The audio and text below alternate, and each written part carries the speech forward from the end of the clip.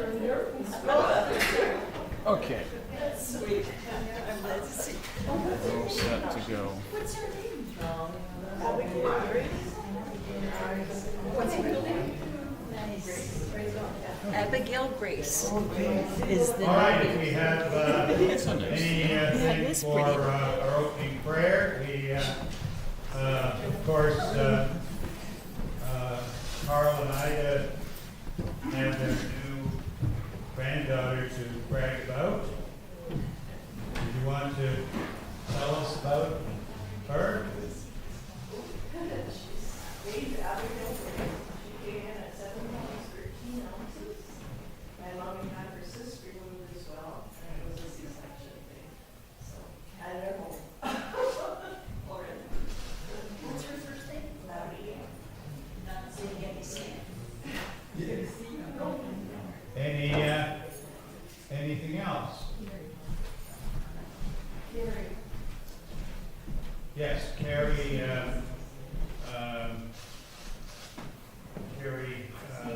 Stevens. My daughter-in-law's daughter, sister-in-law. It is myeloma. Multiple myeloma. Myeloma. Blood But she's optimistic, and as I think I said the last time I mentioned her, she's surprised at how strong she looked, and she seems very determined. So Carrie can certainly use our prayers. Anything new, Ruben, with your mom? No, she's still waiting on a angiogram, I believe. So no update yet until that is done. And then after that, we're thinking that because she has been formally diagnosed as having what's the name of that? That she has a heart issue, atrial fibrillation, I believe. She's been formally diagnosed with that. So there, the cardiologist is saying that based on what he's seeing, he does not think her heart is in the condition to undergo two different surgeries for her eye. So he's thinking it's a no, but the CT angiogram will give him a little bit more information to make an informed decision. So it might not happen until at the time. So we have to continue to pray for her. Thanks for asking me. Okay. Beth didn't have her chemo on Friday.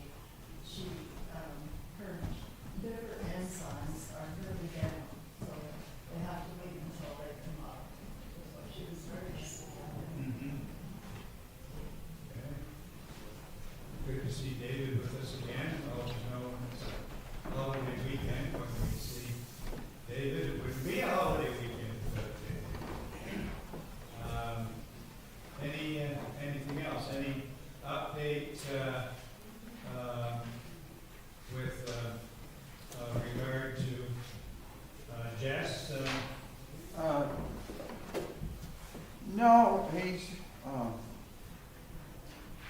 no, not really any check. I mean, he's doing okay, but he's got a doctor's appointment, but it's not till July.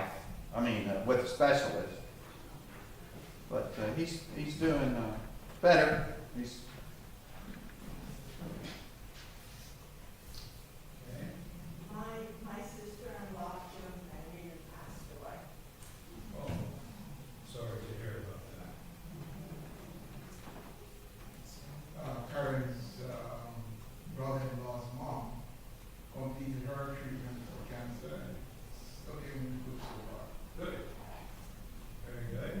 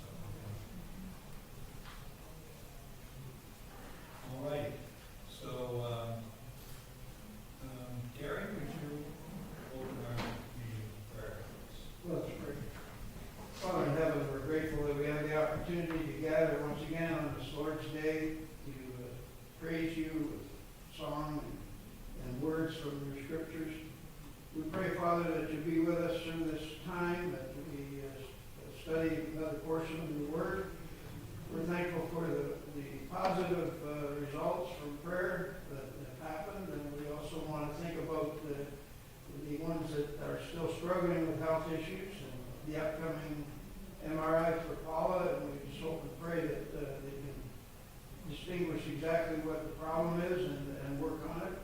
We think of Ruben's mother and the trouble she's going through just to have eye surgery, and we just hope and pray that she stays strong and positive about the whole situation. We're thankful for blessings that you bestow upon us each and every day, Father, and we do want you to be with all those that have been mentioned here this morning. We ask all this in Jesus' name. Amen. Amen. Very much. Okay, so last week we spent the entire time talking about calendars and time. And that's a very thing that we do that with regard to Esther, because they are so important in Esther, and we talked about the differences in the kinds of calendars and so on. Thank you, and we saw that that definitely the providence of God was involved in the drawing of the lots secure by the astrologers, Persian astrologers, because that was done on the first month. Remember that prior to the Babylonian captivity, the Hebrew calendar dealt mostly with just the first month, second month, and so on. Only 4 of the months have names. And then following the exile, Babylonian names were applied to the Hebrew months. And we also saw that the time, that's it, sorry.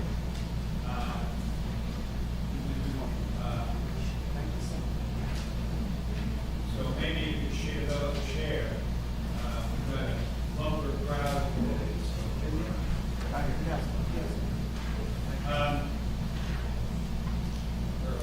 So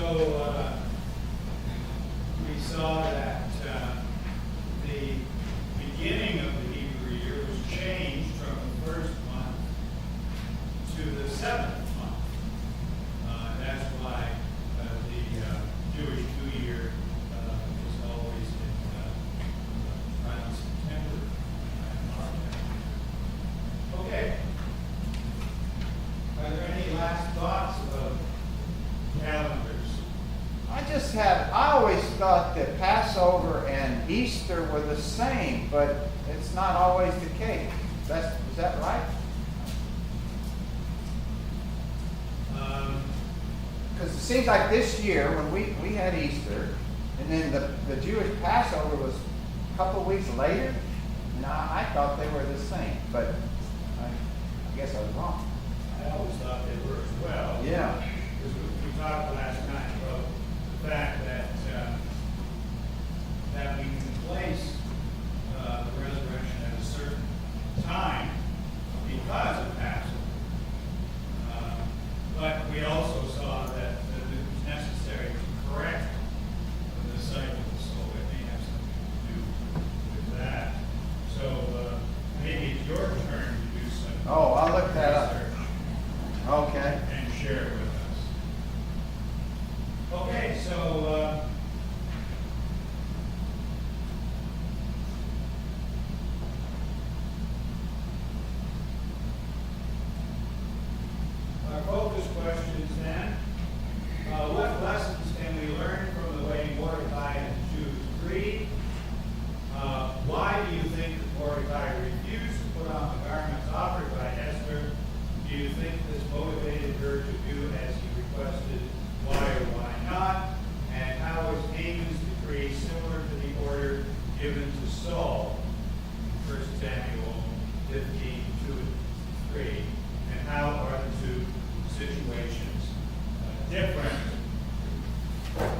So in the previous lesson,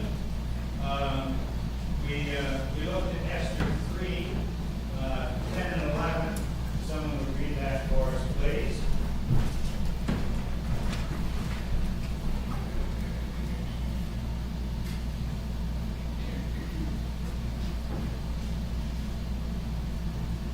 The king took the signet ring from his hand, gave it to the son of Hanel, son of Twitter.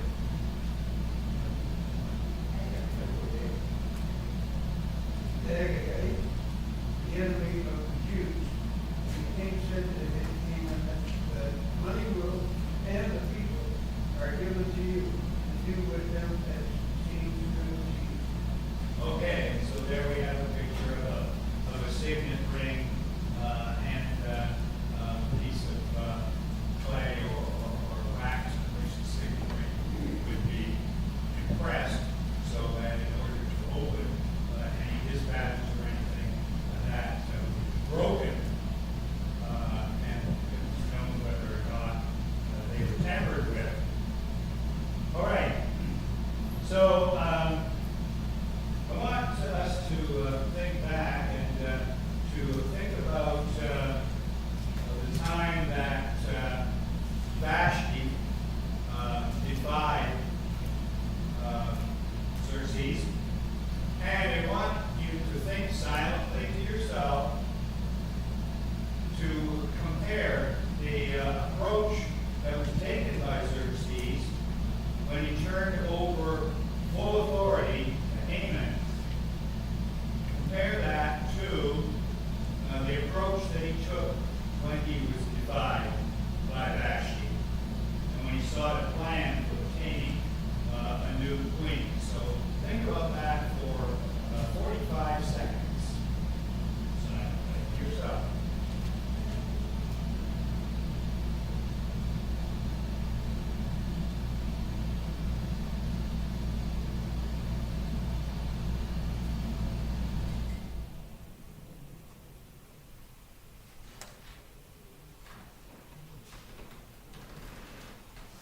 All right, turn to your neighbor and see what you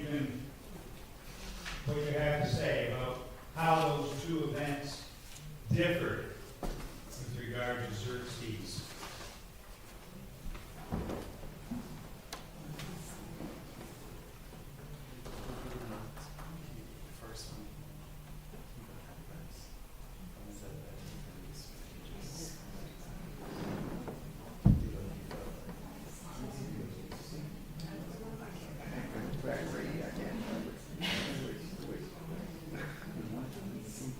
Gets counsel, the other time he did, first time he did somebody.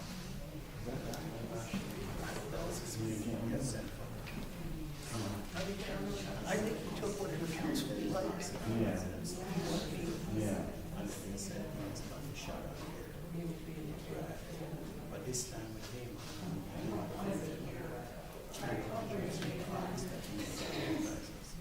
just giving him the No, he did. He did counsel the first time. Okay. Now remember, I think I heard some of you talking about a situation regarding Vashti that I didn't ask you about. I asked you about how did he respond when he sought a plan for obtaining a new queen following her defiance. So that may change a little bit of what you're thinking. But who has some thoughts to share?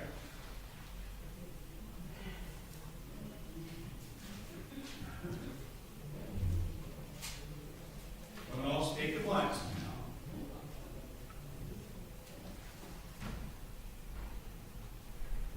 What did he do when he was seeking a plan to replace Vashti? He seek counsel with his advisors. Yes, he did. All right?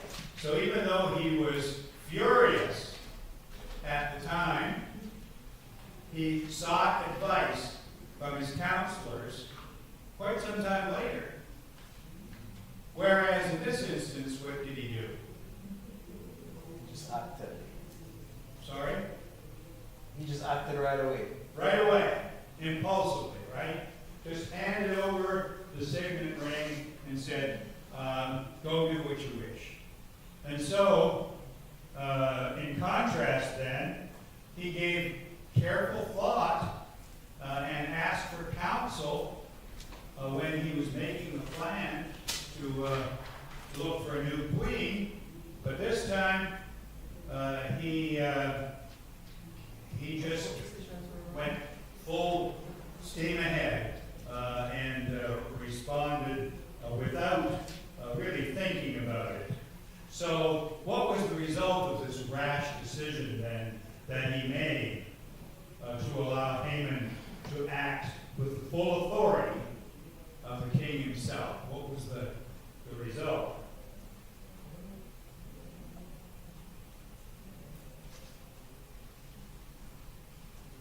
The end result. Yes. Okay, so he was on what he suggested. I'm sorry. Oh, I say, so Haman ended up getting hung on what he had suggested. Oh, okay, yes, but not that far down the Yeah, line. okay. David's biggest problem was he wanted to get revenge of what the Jews did to his people, along with centuries back. Yes. So basically it was a disaster, right? In the first instance, when he sought the counsel of his counselors, things went well, and Esther ended up being queen. But this time, it was the exact opposite of a good situation. It was a terrible disaster. So Haman then had a decree issued. Let's read Esther 3:12 through 15. Someone, please. Then on the 13th day of the first month, the royal secretaries were summoned. They wrote out in the script of each province and in the language of each people all Haman's orders to the king's satraps, the governors of the various provinces, and the nobles of the various peoples. These were written in the name of King Xerxes himself and sealed with his own ring. Dispatches were sent by couriers to all the king's provinces with the order to destroy, kill, and annihilate all the Jews, young and old, women and little children, on a single day, the 13th day of the 12th month, the month of Adar, and to plunder their goods. Keep going. Okay. A copy of the text of the edict was to be issued as law in every province and made known to the people of every nationality, so that they would be ready for that day. Spurred on by the king's command, the couriers went out, and the edict was issued in the citadel of Susa. The king and Haman sat down to drink, but the city of Susa was bewildered. All right, thank you very much. So Haman wasted no time in taking advantage of the authority that he was given by Xerxes. The only hiccup in his plan, as we already said, was most likely the result of divine intervention, in that on the first month, 13th day of the first month, the lot was cast to determine a date for the destruction of the Jews, and it ended up not being until the month of Adar, as far away as possible from the day that the lot was cast. So Haman wasn't satisfied with just seeking revenge on Mordecai, or even the Jews in Susa itself. He wanted to maximize the damage that he could by targeting the total Jewish population in the entire Persian Empire. So if we go back to our reading, what was the first step in this process? Having scribes come and write out the edicts and, getting that into the decree being sent out to all the provinces. That's right. So first of all, then he called the scribes together and had this done. So I want you to think about the origin of a motto that you've heard, I'm sure. What is the origin of the motto, neither snow nor rain nor heat nor gloom of night stays these couriers from the swift completion of their appointed rounds? Post office. Which post office? U.S. What is the origin of the Pony Express?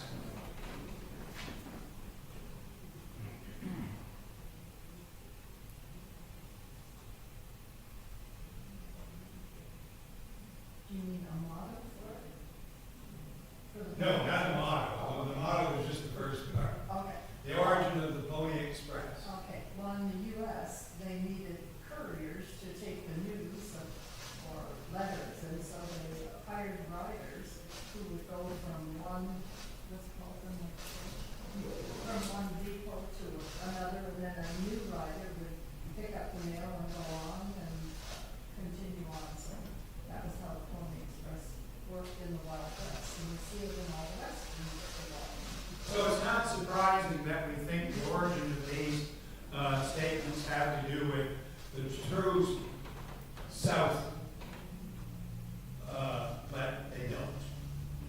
This is just something else that's been appropriated by the U.S. as this is ours. We thought of these things.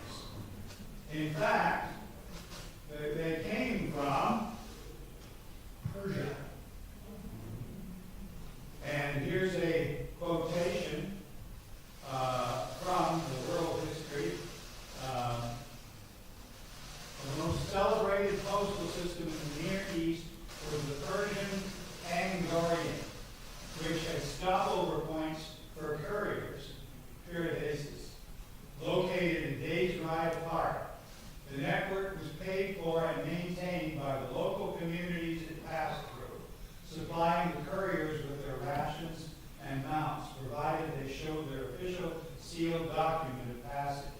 The system was praised by Herodotus in his histories for its resilient couriers who would travel in relays at high speed, whatever the weather.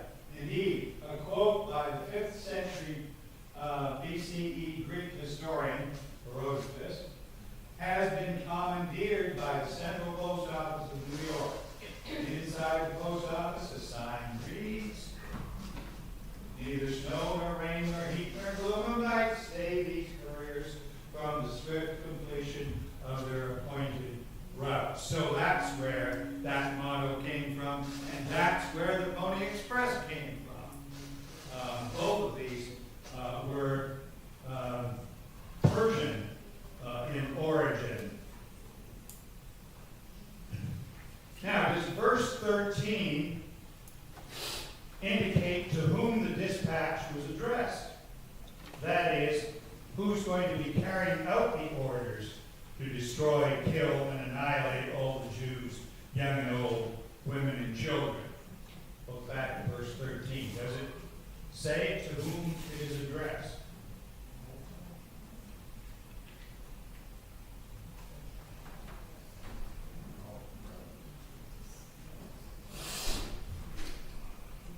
Rather vague, isn't it? Okay, well, most translations are rather vague on this point. There are a few versions that are more specific, and here's 3 of them. The Catholic Standard Bible says, letters were sent by couriers to each of the royal provinces, telling the officials to destroy, kill, and annihilate all the Jewish people, young and old, women and children, and plunder their possessions on a single day, the 13th day of Adar, the 12th month. The Common English Bible says, fast runners were to take order to all the provinces of the king,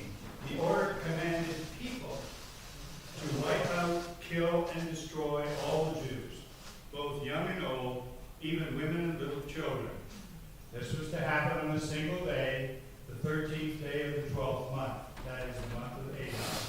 They were also to seize their property. And the Holman Christian Standard Bible says, letters were sent out by couriers to each of the royal provinces, telling the officials to destroy, kill, and annihilate all the Jewish people, young and old, women and children, and plunder their possessions on a single day, the 13th day of Adar, the 12th month. So notice that the action verbs are translated either telling or commanding, and the recipients are described as either officials or people in general. Okay, the translation people suggests that anyone who wished could be involved. In fact, they would have to be, wouldn't they, if we're talking at the vast numbers of people that are going to be killed. It's going to have to involve as many killers as possible. And what incentive was offered to them? They were allowed to seize the property of the Jews that they killed. Yes, that's right. So the pulpit commentary makes the following comment. To destroy, to kill, and to cease to perish, or cause to perish. The writer quotes from the edict, which appears to have had as many surplus words as a modern English law paper. Young and old, little children and women.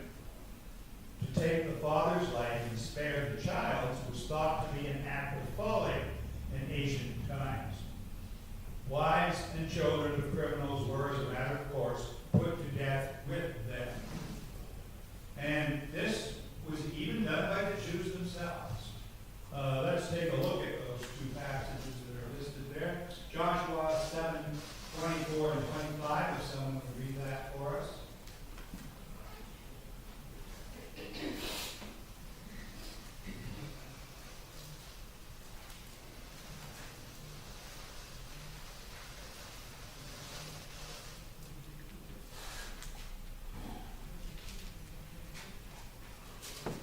Then Joshua and all Israel with him took Achan the son of Zerah, the silver, the garment, the wedge of gold, his sons, his daughters, his oxen, his donkeys, his sheep, his tent, and all that he had, and they brought them to the valley of Achor. And Joshua said, why have you troubled us? The Lord will trouble you this day.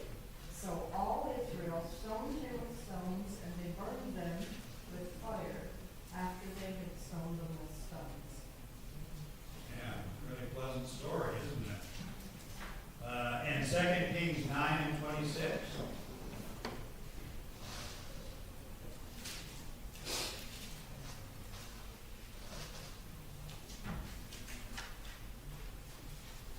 Yesterday I saw the blood of Naboth and the blood of his sons, declares the Lord, and I will surely make you pay for it on this plot of ground, declares the Lord.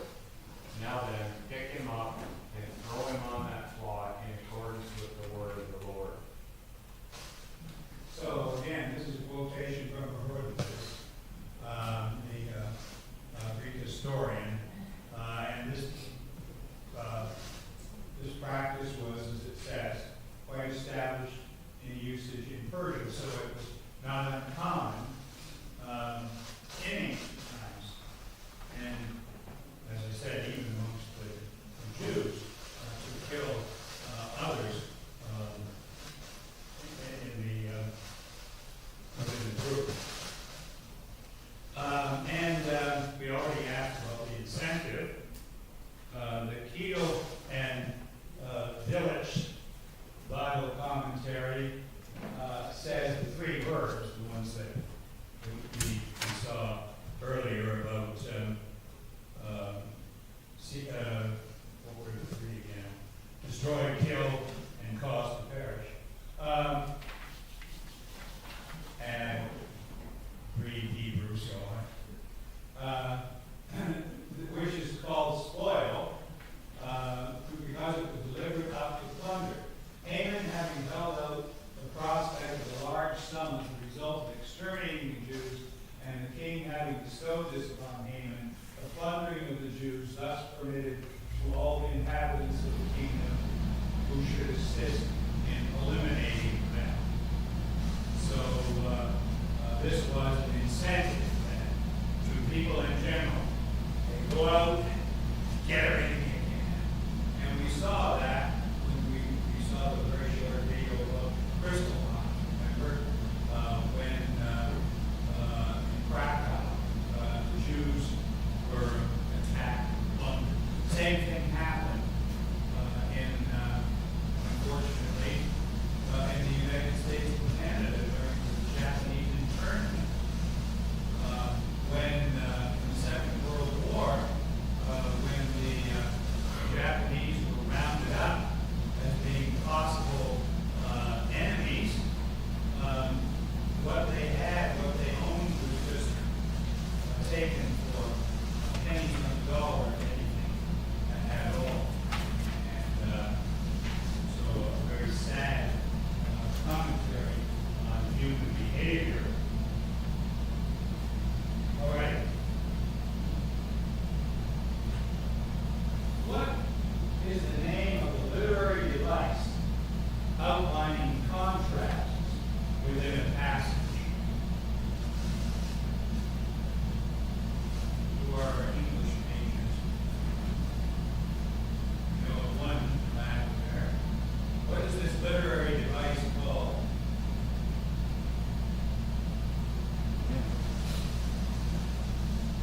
Starts with J.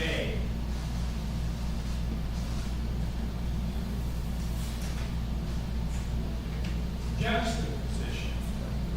Juxtaposition. So there is a visual juxtaposition. A large word and a small word. Okay? So in verse 15, there is a literary juxtaposition. What is it?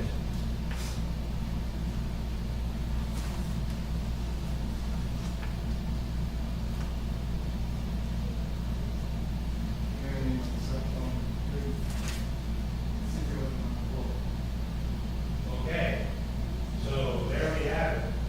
Xerxes and Haman were enjoying a relaxing drink, and the citizens of Susa were perplexed. Why do you think that the citizens of Susa were perplexed?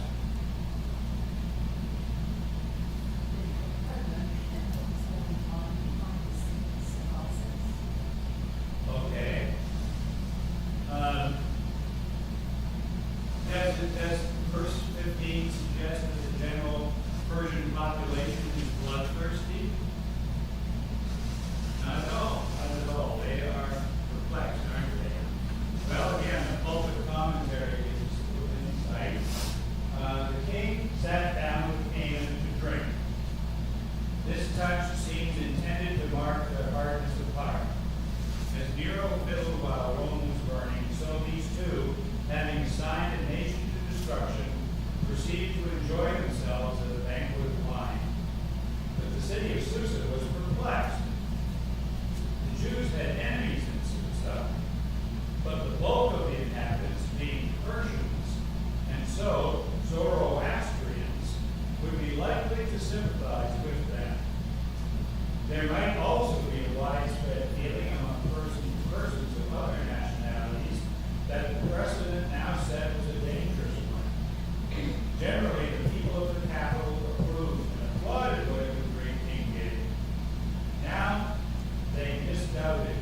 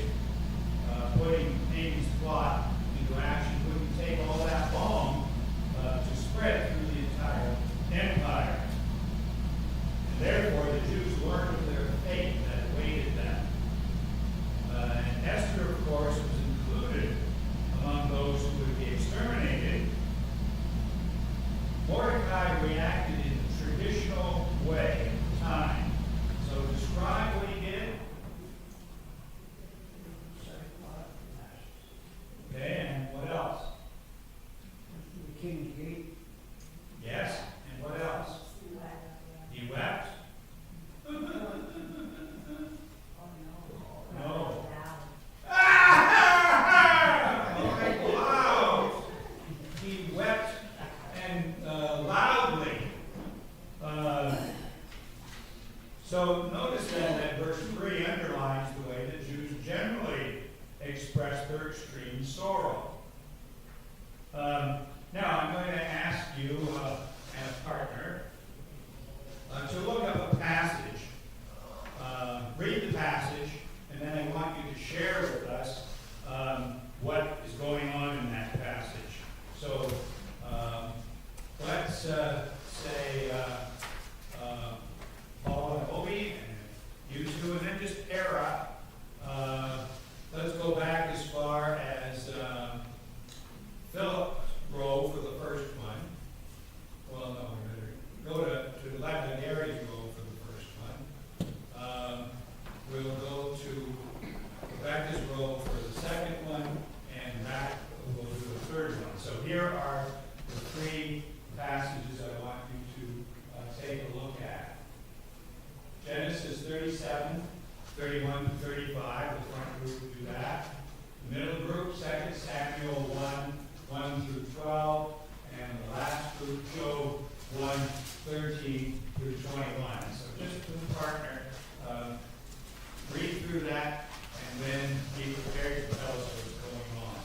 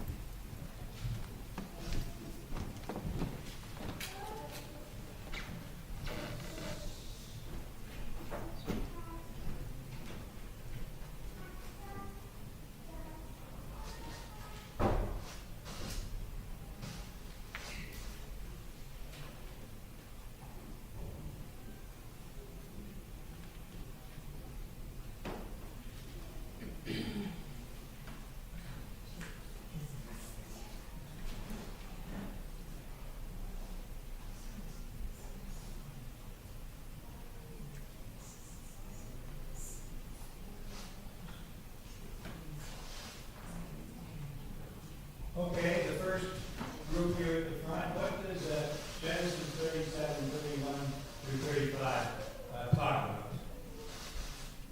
Joseph and his brothers putting him in a pit, selling him to the caravan, and killing the sheep and slipping his coat in it, taking it to their father. His father grieved over the son. In what way did he grieve? Sackcloth and ashes. Okay.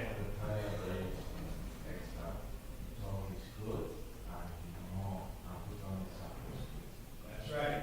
Okay, 2 Samuel 1, 1 through 12, what's going on there? David being told that Saul and Jonathan had died in battle. And what happened? How did they react?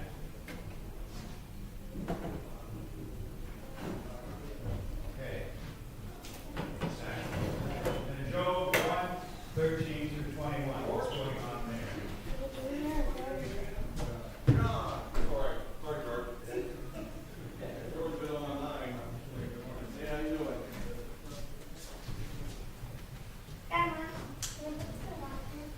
That's when God appeared, Satan, the devil, permission to take away everything from Job.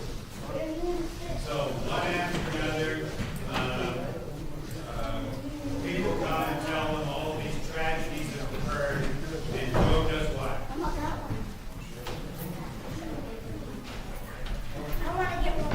He does the same thing, right? Sackcloth and ashes. So these are the common ways in which the Jewish people responded to disasters. And we'll pick up from there. Any questions or